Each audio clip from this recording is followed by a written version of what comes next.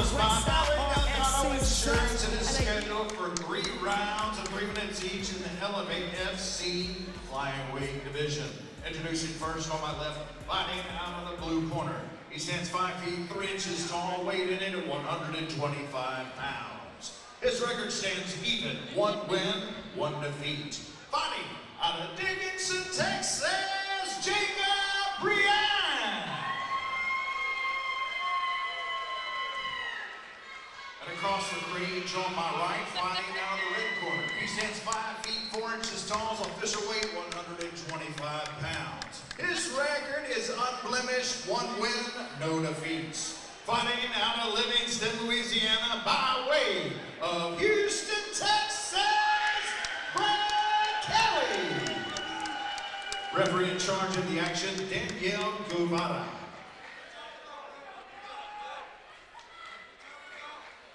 Jacob Briand, Brett Kelley.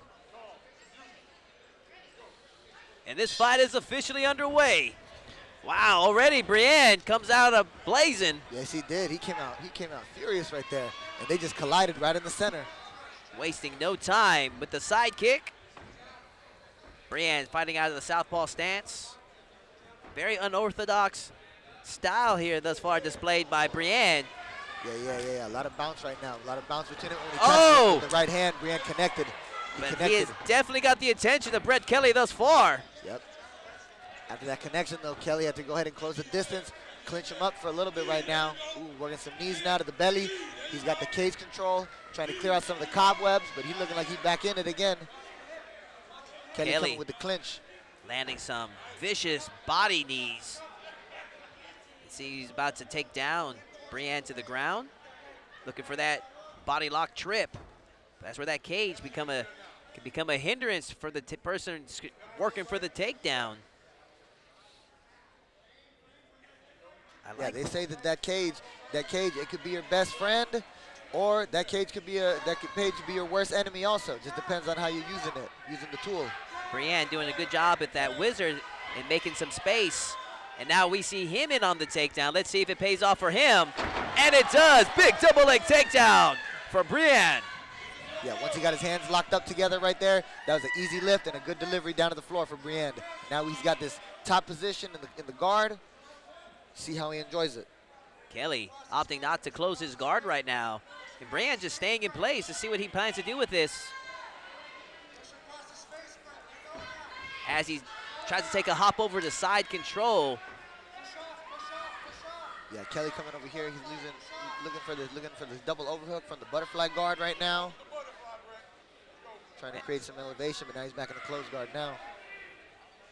This right here, let's see if Briand can lay some ground and pounds on Brett Kelley. Needs to be careful. This is where the referee starts to observe closely, and if there's no action, they will restart the matchup. That's why you got to be consistently active if you're in that closed guard position. Some referees will let you sit there longer than others.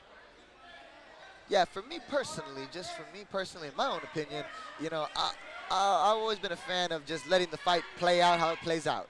You know what I'm saying? With minimal referee interruptions. You know what I'm saying? If they're in the position, and even if it's slow a little bit, you know, I always felt like it was the duty of the fighter to get out of the position if you don't like it.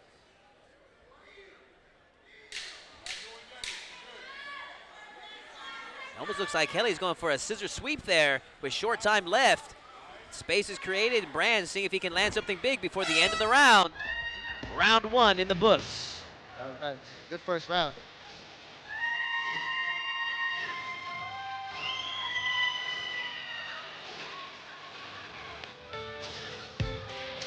To start that round off, Briand starts off very unorthodox, landed some big shots that got the attention of Kelley. Kelley came back with his own solid shots to the body with his knee. Give a slight edge to Briand in that particular round. I agree. Briand landed some good shots, scored a good double leg takedown, didn't advance much with it. But we shall see how these adjustments are made in the second round. That was a fast, felt like a fast first round to me. Yeah, we got a little bit of everything. We got a little bit of clinch work, we got a little bit of boxing, and then we got some grappling on the floor as well. Full mixed martial arts action over here at Elevate FC. Brand, it looks like he's in sprinter position, ready just to come out at a fast pace. Runs right into a right hand from Kelley. Yeah, they just exchanging right there. Kelley coming out ferocious now, throwing these hooks on him. And Back in Kelley, the clinch position. Kelley giving no breathing room at all to Brian. Hip toss attempt from Kelley, but Brian turns it into a body lock takedown. Yeah, that was good awareness right there from Brian. You know what I mean? Feeling that Kelley was going for the front, for the head and arm. Brian counters it back, and now he delivers him to the floor. Brian trying to scoop those hips out.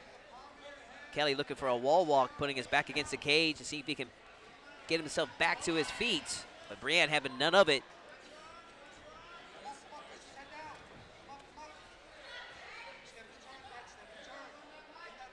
Kelley working hard for the high single, transitioning to the double leg. Can he put him back on the floor? And he does, but he's in an arm-in guillotine. That one looks pretty deep there, Rick. Oh my goodness!